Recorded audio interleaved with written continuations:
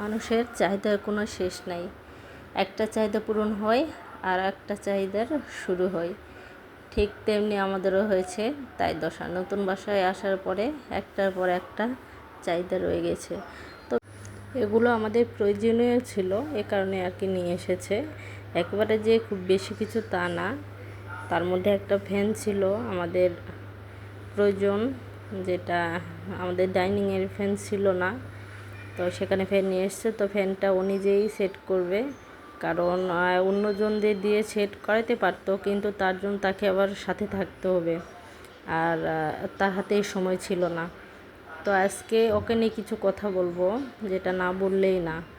একটা হাজব্যান্ড একটা ওয়াইফের কাছে, ওয়াইফ কখনো হাজব্যান্ডকে 100-তে 100 নাম্বার দিতে পারে না, কিন্তু তারপরও 100-তে 100 নাম্বার না দিতে পারলেও সে কিন্তু আমাদের কোনটা প্রয়োজন, কোনটা লাগবে সে ঠিক সময় মতো সেটা এনে দেয়, সেটা বোঝে। হয়তো সে ওইভাবে কেয়ারিং না, তারপরও যদি আমার শাশুড়িকে বলা হয় তার ছেলেদের মধ্যে সে কে বেশি সাপোর্টিং, কাকে নাম্বার দিতে গেলে 100-তে 100 দেবে, সে অবশ্যই বলতে হবে তার এই ছেলেকে। আমার ননদদের বলতে গেলে ভাই হিসাবে তারাও 100-তে 100 দেবে। দেখেন, কাজ করতে করতে এখন 12টা 23 বেজে গেছে। একটা মানুষ কতটা পরিশ্রমী হলে সারা দিন পরিশ্রম করে এসে রাত 12:30 পর্যন্ত এই কাজটা করতে করতে তার 1টা বেজে যাবে, এখনও খাবার খাওয়া হয় না। আমি বলেছি যে চলো খাবার খেয়ে তারপর কাজ করে, না, খাবার খেলে আর কাজ করার ইচ্ছে হবে না, এ কারণে সে খায়নি। সে এরকমই, কোনো কাজ অসম্পূর্ণ রাখে না। আল্লাহ তাআলা যদি তাকে ভালো রাখে, আমাদের আল্লাহর রহমতে কোনো কিছুরই কখনো অভাববোধ সে বুঝতে দিবে না, আমি এটা বিশ্বাস রাখি। হ্যাঁ, মানুষ ভুল ত্রুটি, মান অভিমান এটা প্রত্যেক সংসারে থাকে, আমাদের ভিতরে হয়। তারপরে আমি বলবো সে সব দিক থেকেই সেরা।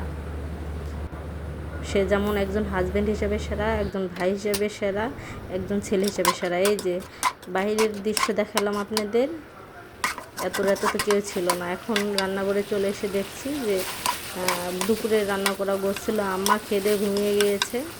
এখন আমি এই গোস্তটা গরম দিয়েছি, গরম হলে আমরা খাবো। সাথে দুপুরেরই ডাল ছিল, সে ডাল আর গোস্ত দিয়ে খেতে বসছি। এই যে আপনাদের ভাইয়াকে খেতে দিয়ে আমিও খাওয়া শুরু করব। তো রাত এখন বাজে 1টা, এত রাতে আর গোছানোর কোনো ইচ্ছা ছিল না, হাঁড়ি পাতিলে একবারে নিয়ে বসে পড়েছি। তো এই যে আমি এবারে খাওয়া শুরু করে দিয়েছি।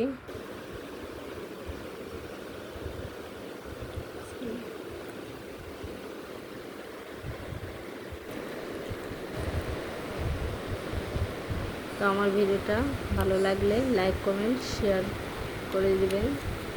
এ পর্যন্ত আজকে ভিডিওটি। আল্লাহ হাফেজ।